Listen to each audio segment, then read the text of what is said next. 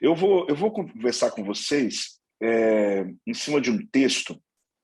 Eu daria um tema, né? Onde eu estou nessa jornada? Eu daria esse tema para a gente conversar. Onde que eu estou nessa jornada?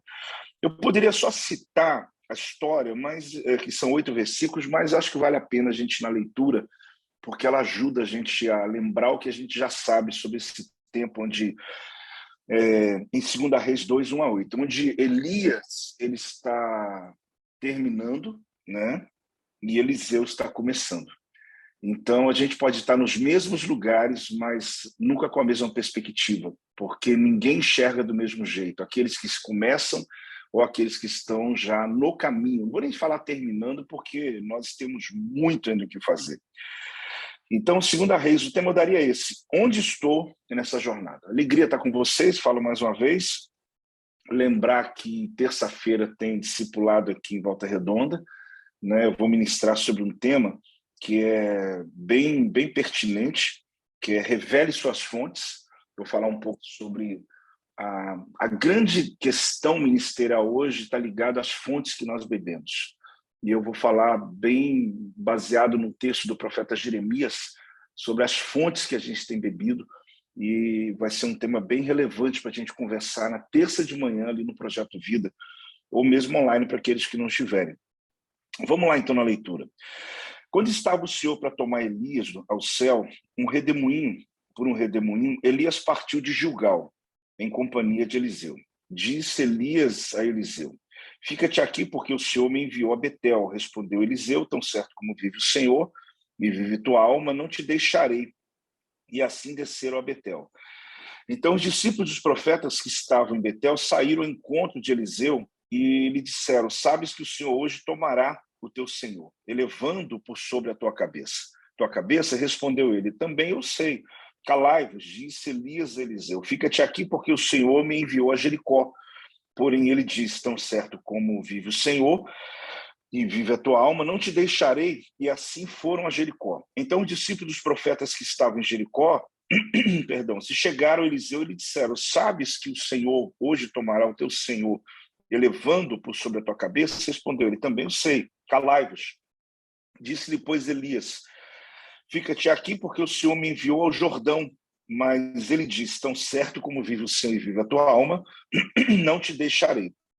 E assim ambos foram juntos, foram 50 homens dos discípulos dos profetas e pararam a certa distância deles. Eles ambos pararam junto ao Jordão. Então Elias tomou o seu manto, enrolou e feriu as águas, as quais se dividiram para os dois lados e passaram ambos em círculo. É interessante, né, a gente trabalhar um pouquinho sobre essa jornada que alguém está terminando e uma jornada que alguém está começando, né? A gente tem que entender que a jornada dos profetas aqui, o quanto foi necessário que ambos estivessem juntos naquele momento, né? Término para um, começo para outro. Então, é muito interessante você perceber que os lugares são os mesmos, mas a percepção não é.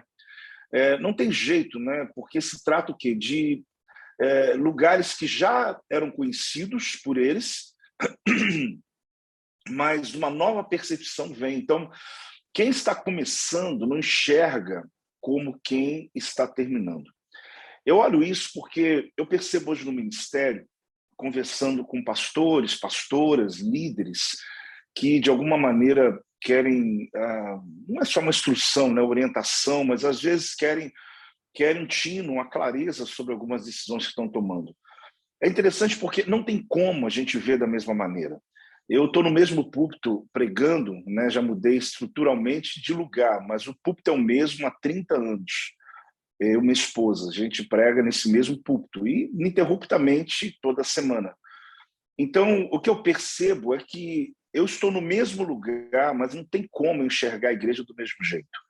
E isso se torna muito bom para a gente, porque com o tempo a gente começa a ter, às vezes, a tendência, né, de nos acostumarmos e viver no automático, ou mesmo de nos cansarmos de estar sempre com as mesmas pessoas, por mais que o rebanho amplie, as conquistas elas vêm, mas você está ali no mesmo lugar. Às vezes nós temos a tendência de querer mudar a geografia, mas a grande questão é que o que muda somos nós, né?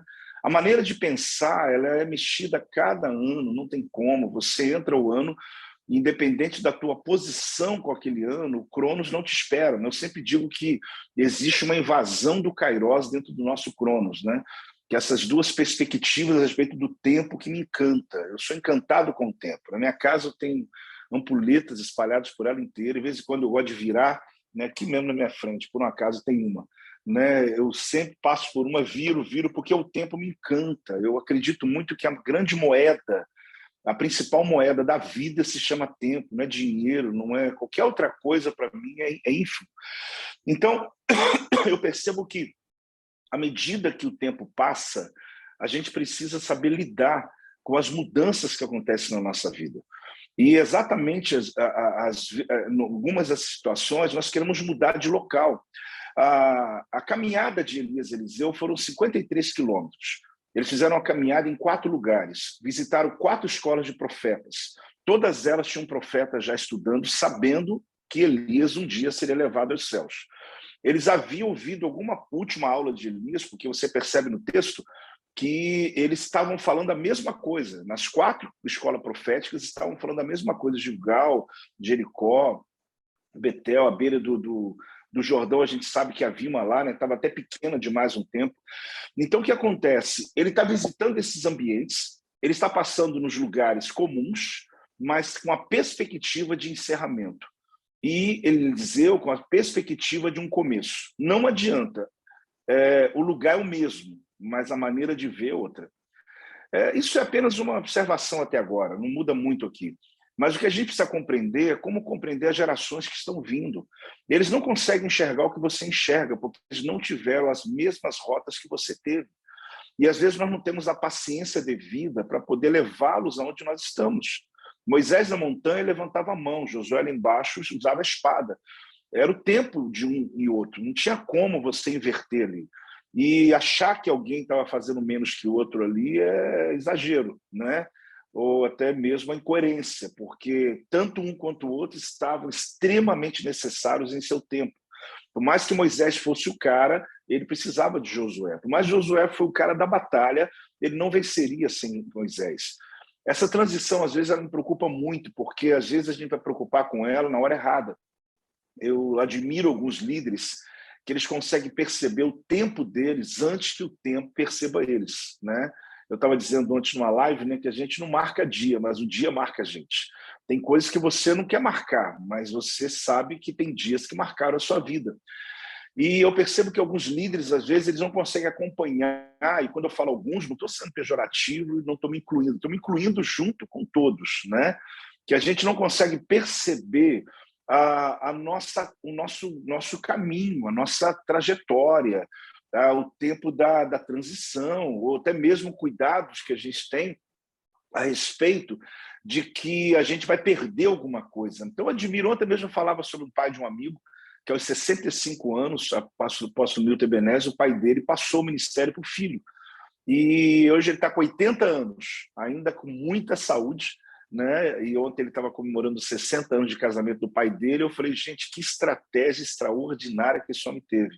Ele conseguiu entender o tempo dele ainda com muita saúde. Ele ainda está vivendo isso há 15 anos que ele já deixou a presidência de um grande ministério, da primeira igreja batista do Brasil, quer dizer, não é a primeira do estado, do Brasil, e ele entendeu aquilo com tanta clareza. Eu acompanhei um pouco na época, eu falei, uau, como pode alguém ter tanta segurança para tomar uma decisão tão importante? Porque líderes inseguros, eles têm medo, né, de serem, de ocupar o lugar dele. Então, Elias, você percebe que ele entendeu o momento dele, ele sabia que ele ia ser levado. É só você perceber o ministério de Elias, as percepções de Elias. Então ele leva Eliseu e Eliseu lhe diz, olha, fica-te aqui. É a maior prova do líder, né? Fica-te aqui, quer dizer, Eliseu falou, eu vou. E os dois andaram 53 quilômetros. Eles passaram em cada uma das fases, e nessas fases ministeriais, digamos, né? Cada ambiente que eles passaram, eles estavam experimentando uma geografia nova, e, na verdade, que aponta para a história da nação de Israel. Então, a jornada começou, né? O que a gente não pode deixar de ter na nossa bagagem. O ano já começou, a gente sabe, nós estamos no 2/12, por incrível que pareça, e eu fico vendo algumas pessoas, e me incluo também, que às vezes a gente quer esperar algumas coisas se concluírem para a gente começar a andar. Mas não adianta, eu já disse, o Cronos não espera. Ele já começou.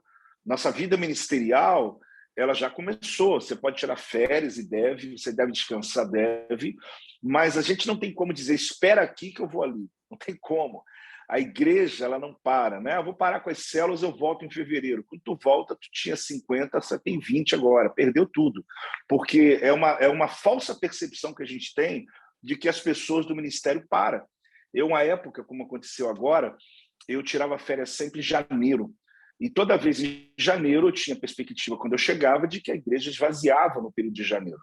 E eu me lembro, como até agora está acontecendo, porque eu não pude sair, e eu fico assustado porque eu tenho mais gente nos cultos em janeiro do que tive em setembro, outubro, novembro. Eu falei, gente, que paradigma era esse que eu carregava de que o povo estava de férias e não estava indo na igreja? E eu falei, meu Deus do céu, talvez eles não iam porque eu também não estava lá. Mas as pessoas estão ali sim, e são momentos de decisões, inclusive, muito importantes para o ano, porque eu chegava em fevereiro, tinha que sair apagando fogo, pagando dívida, tentando reorganizar as finanças, e eu descobri que eu acho que é melhor depois, porque você primeiro organiza, depois você vai e curte, né? Mas é só um adendo. A questão é o seguinte, as nossas jornadas, elas vão sempre se repetir. Passar por Gilgal, passar por Jericó, passar por Betel, passar pelo Jordão, isso faz parte da nossa trajetória ministerial.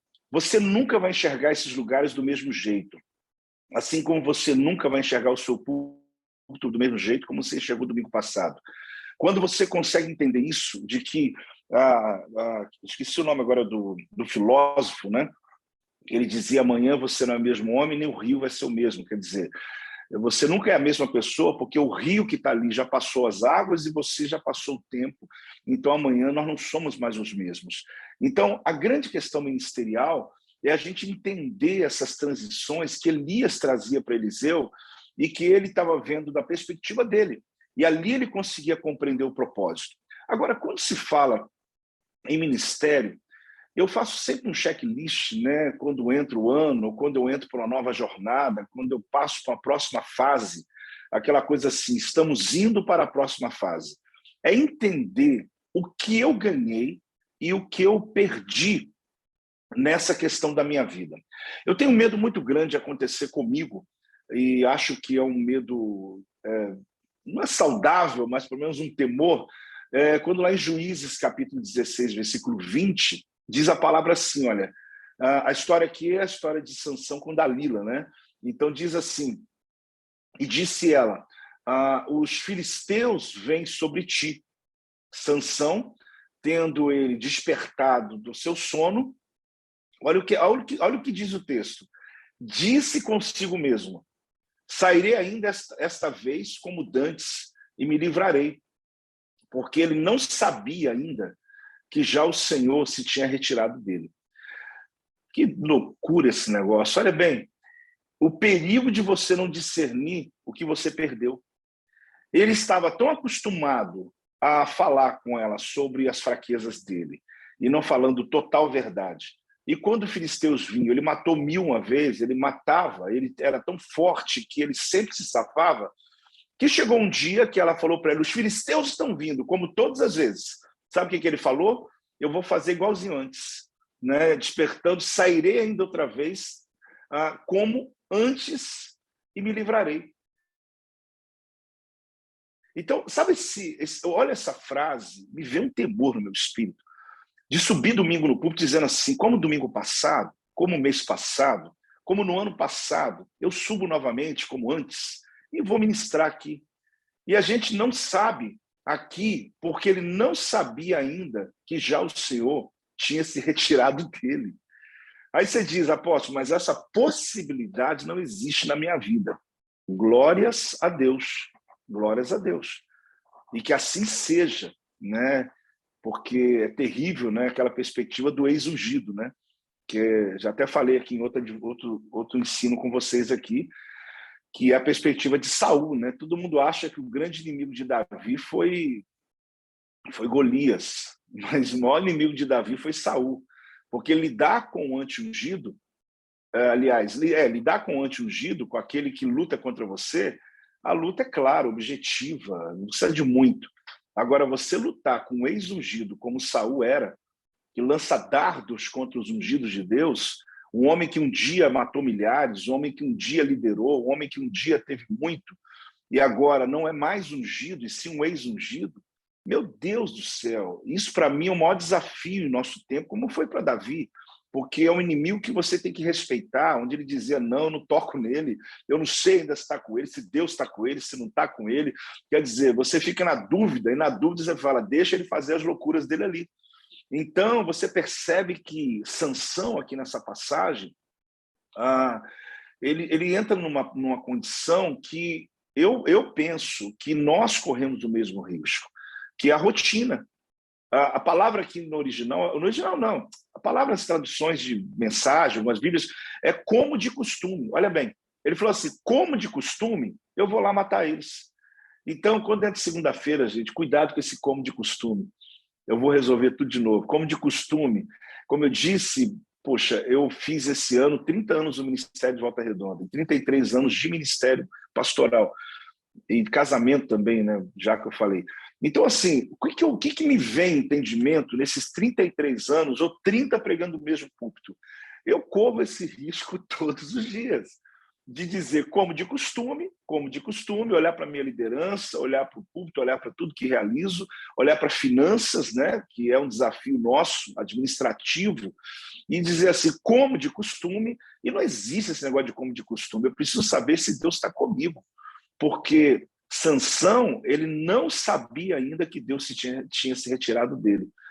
Saul também, naquele tempo, não sabia, porque quando Davi foi ungido lá em Belém, a casa do pai dele, a Bíblia diz que o espírito sai de um e entra no outro, porque o Espírito Santo não ficava, você sabe que essa teologia não é minha, o Espírito Santo não ficava sobre 2, 3, 4, é sobre um, e ali Saul ficou endemoniado, porque um dia perguntaram por que Saul fica endemoniado? Eu falei, é lógico, o Espírito que estava sobre ele já não está mais, ele só se acalmava quando se aproximava de Davi, e aí tem uma questão, o que acontece ali? Não sabia, ele não sabia. Agora, a minha pergunta, a nossa pergunta, querido, o Senhor está conosco? Amém, glória a Deus. Mas nós corremos o risco de, em algum momento, não saber que o Senhor já não está mais conosco. Que aquela unção, que a busca, eu sei que pela graça de Deus sempre Ele está conosco. Mas eu me refiro ao ministério. Eu me refiro à visão, à chave que Deus entregou na tua mão, a disposição que você tem para servir. Será que algumas atitudes nossas, elas enfraquecem a nossa caminhada ministerial? Então, eu diria que vale a pena te perguntar o que eu perdi nessa condição. Então, a gente corre esse risco do automaticamente, né? A grande pergunta também é onde eu estou, né? Você precisa identificar a condição que você se encontra. É muito difícil você mudar algo que nunca foi definido. É muito difícil. Eu acho que os irmãos sabem que o grande segredo de muitos líderes, como foi de Neemias, foi ele identificar a condição que ele estava vivendo. Ele diz, a gente está no opróbrio, isso aqui está arruinado, isso aqui está acabado, isso aqui está ruim, está destruído. Então, ele entendeu uma coisa, Deus não constrói sobre escombros. Então, eu preciso saber a minha real condição. Porque, às vezes, eu tenho uma análise a meu respeito que ela pode roubar a possibilidade de Deus agir sobre a minha vida, de um tratamento de Deus sobre a minha vida. Porque a autoestima, às vezes, é bom, mas, às vezes, elevadíssima, ela tira da gente a possibilidade do quebrantamento. Então, eu preciso saber o seguinte, onde eu estou, né? Para que eu possa saber qual é o tamanho do desafio que eu tenho à minha frente. Viver no profético é uma coisa, viver de ilusão é outra. Eu preciso olhar a minha realidade. Eu preciso fazer um checklist dos meus 12 meses que passou.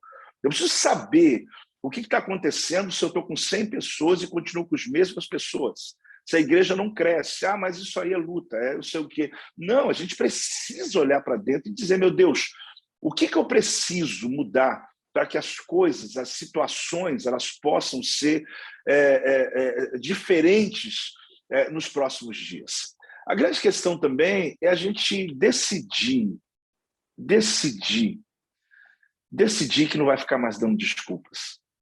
Ah, apóstolo, isso eu ouço toda hora. Tem um monte de livro falando sobre isso. Eu sei, mas a grande questão é essa, né? Você vê que o livro de Eclesiastes, ele fala assim, olha, capítulo 11, versículo 4 de Eclesiastes. Quem somente observa o vento nunca semeará. O que olha para as nuvens nunca cegará. Eu percebo o seguinte, a versão legal diz assim, a versão mais aberta, né? Não fica observando o vento, faça seu trabalho. Não fica observando as nuvens, toque a vida adiante. Então, eu particularmente, apacentando pastores durante todos esses anos, eu consigo perceber líderes que, de fato, você percebe que ele está só precisando do tempo para que ele possa romper na vida dele. Mas, de vez em quando, me vejo diante de pessoas que a vida inteira ficaram achando um álibi, terceirizando as coisas, se desculpando dos seus fracassos, dos seus insucessos, da falta de resiliência, de disciplina, de entrega, sempre culpando alguém, o povo, a estrutura, a denominação e etc. Então, eu e você, a gente sabe que já passou essa fase de parar de dar desculpas, né? Literalmente olhando o tempo, olhando o tempo, achando que a gente pode, né, se justificar por conta das circunstâncias ao redor. Então, assim, se tem uma questão, né, que eu posso acessar aqui para vocês, é que é necessário semear independente, sabe? Eu gosto muito daquela frase do Miles Moore, que ele diz que a morte de uma semente é o sepultamento de uma floresta, porque a gente pensa que quando existe um sonho tem a ver conosco só, mas tem a ver com a multidão, ou no mínimo com a nossa família, ou nossos filhos, né? Que pagam preço por causa disso. Não sei se deu algum problema, é que alguém me telefonou aqui. Tudo bem. Então, que paga um preço por causa das nossas indecisões. Então, a gente precisa realmente perceber que não vale a pena viver uma vida, um ministério de desculpas, porque é aquela frase básica, né? Você quer contar a tua história, então eu vou contar a minha.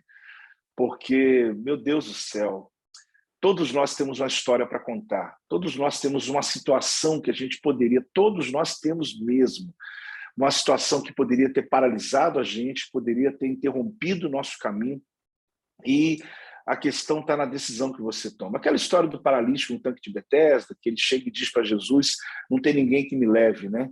Desconsiderando quem o levou até ali. Ele podia muito bem ter considerado que tem alguém que leve sim, porque ele não chegou ali sozinho. Alguém chegou até ali com ele. E não adianta você dizer para mim que não tem ninguém que te leve, porque alguém te trouxe até aqui. Você não chegou à toa assim, alguém me trouxe até onde eu estou. Pode ser que não tenha alguém que não me leve até onde eu preciso chegar, eu preciso de novas conexões.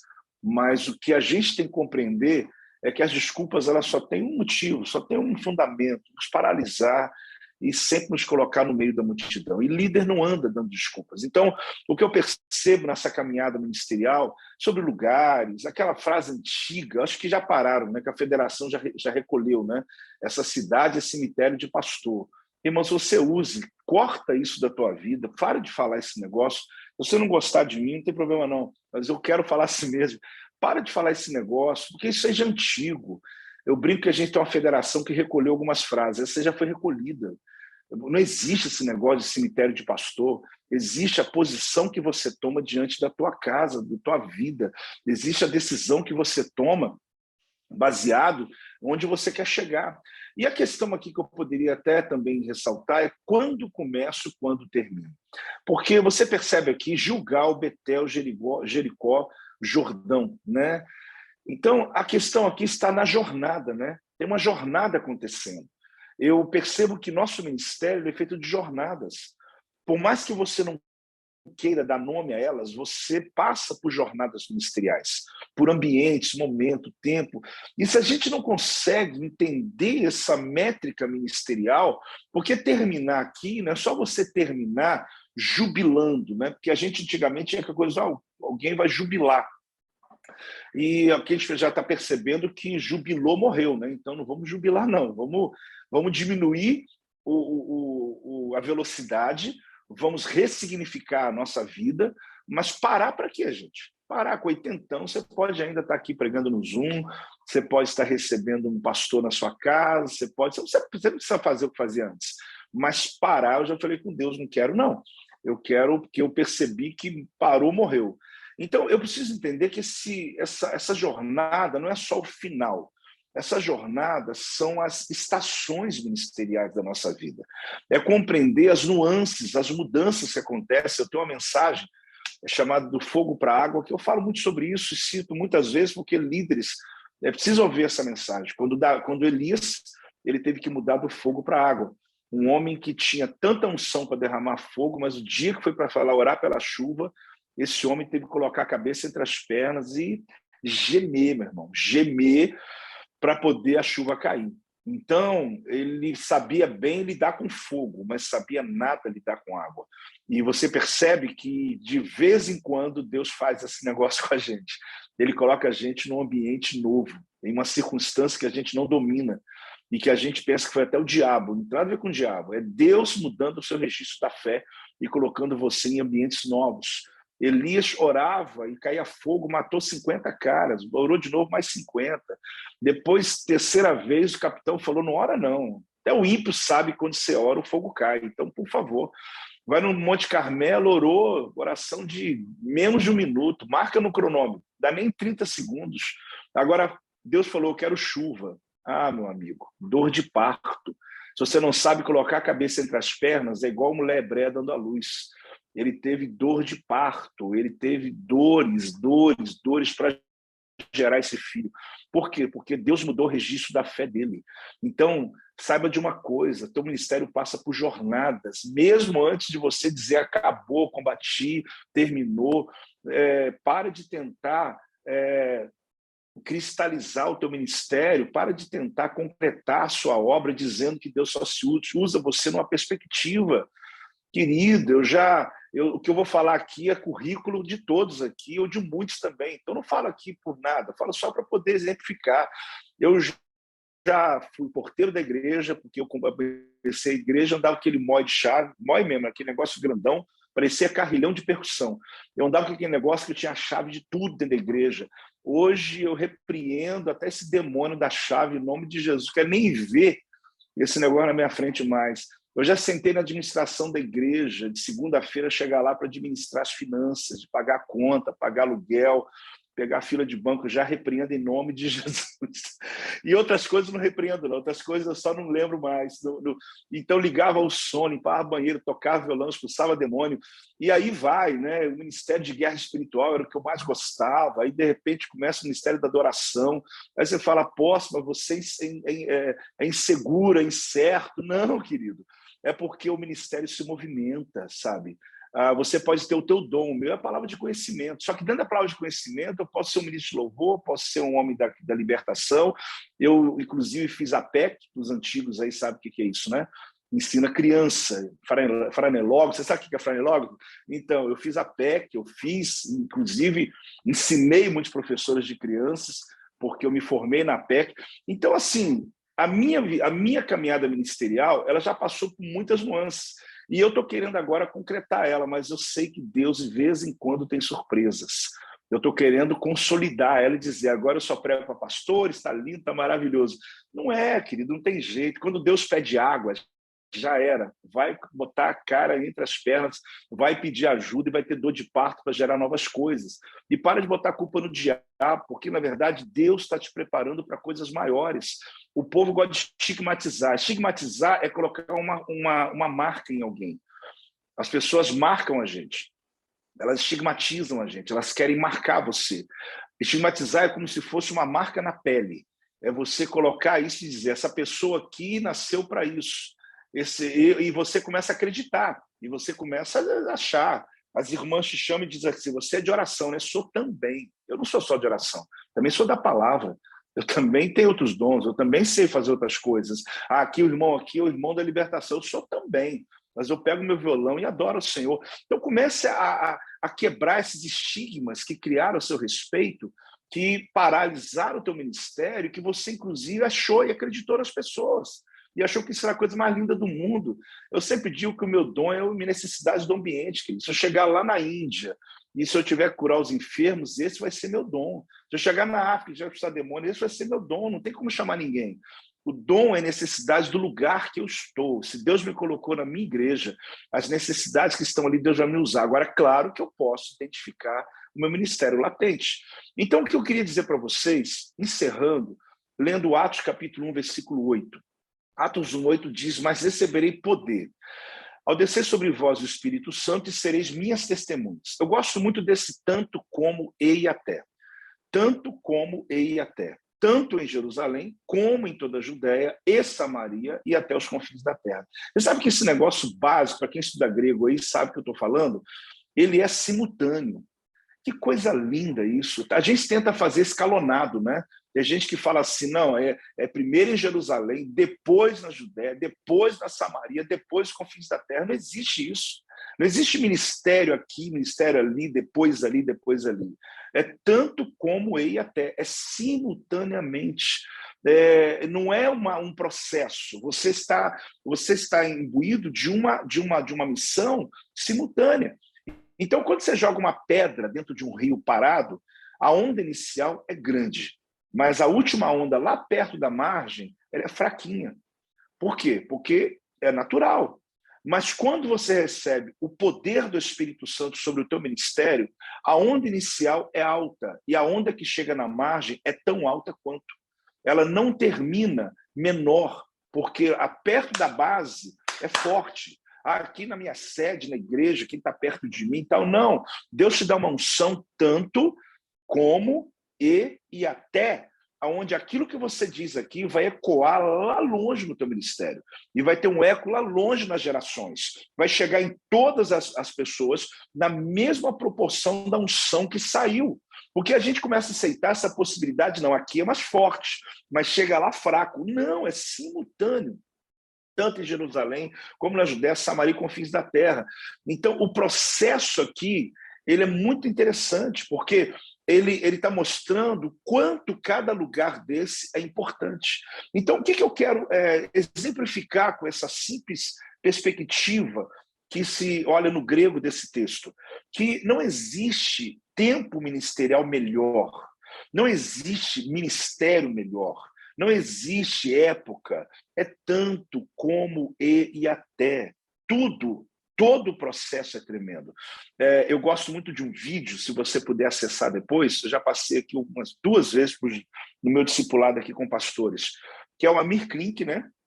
Ele escreve um livro sobre navegação, ele está sendo entrevistado pelo Pedro Bial, se não me engano, e o Pedro Bial fala a respeito de uma decisão que ele toma. E esse vídeo, ele diz o seguinte, que a filha dele chegou para ele assim, pai, no caso, a Mirknik, ele fez uma navegação mundial, a nível mundial, em uma embarcação. E fala assim, pai, eu queria saber o seguinte, eu já estou pronta para fazer a minha viagem ao mundo. E ele disse, pois não, minha filha, que coisa boa, que maravilha. O senhor vai me emprestar seu barco? Ele disse, não. Mas como, pai, que o senhor vai emprestar seu barco? O barco é seu e eu estou pronta. Ele disse, por isso mesmo, porque eu amo o meu barco e eu amo muito você. E se eu emprestar meu barco para você, eu vou perder o meu barco e eu vou perder você, as coisas que eu amo muito.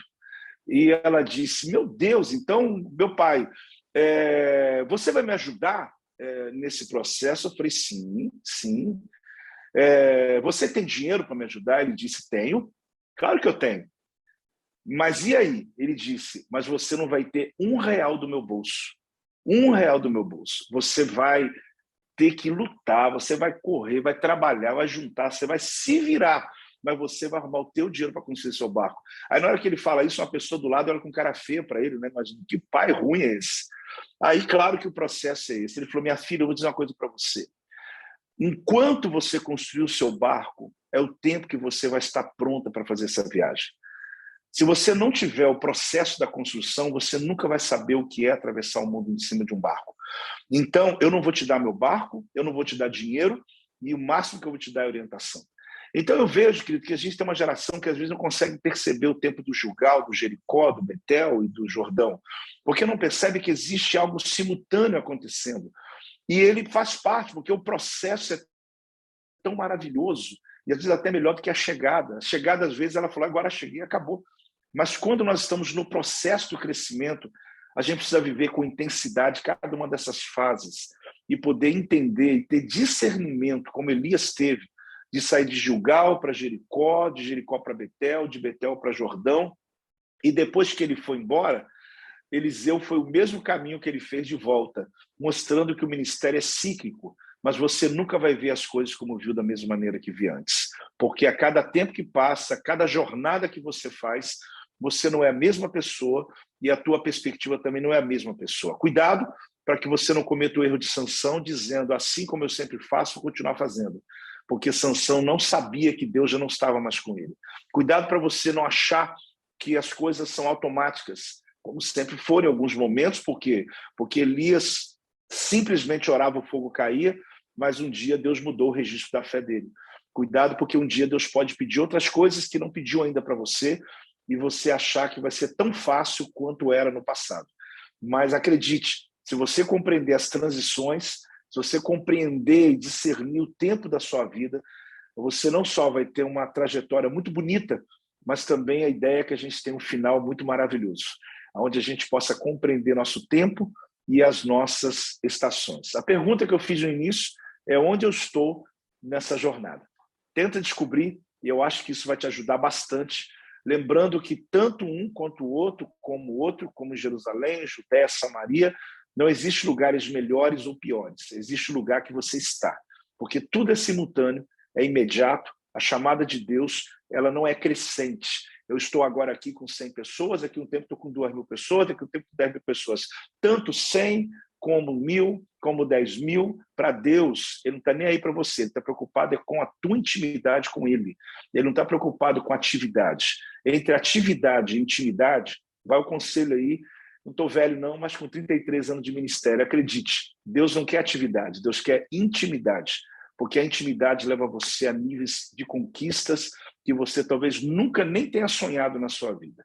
Que Deus possa nos abençoar, não sei aqui quanto tempo usei, mas agradeço aí pela paciência dos queridos, porque o instrumento é frio, né? A gente está aqui num ambiente frio, mas que o Espírito Santo possa conduzir essa palavra, esse entendimento e agregar algum valor aos queridos que tanto já conhecem também a palavra, mas que possa viver esse tempo sobrenatural de Deus. Pai, obrigado, Deus. Obrigado por essa reunião. Obrigado pelos queridos aqui reunidos, ó Deus. Obrigado porque é um portal que se abre para nós, para a gente crescer e poder acessar, ó Deus, alguns valores que são inegociáveis. A minha oração é pela vida, pela família, pelos filhos, pela casa, ó Deus, pelo casamento, ó Deus, de cada um aqui, pelo ministério, ó Deus, a igreja que pastoreiam, pela equipe que o Senhor entregou a cada um.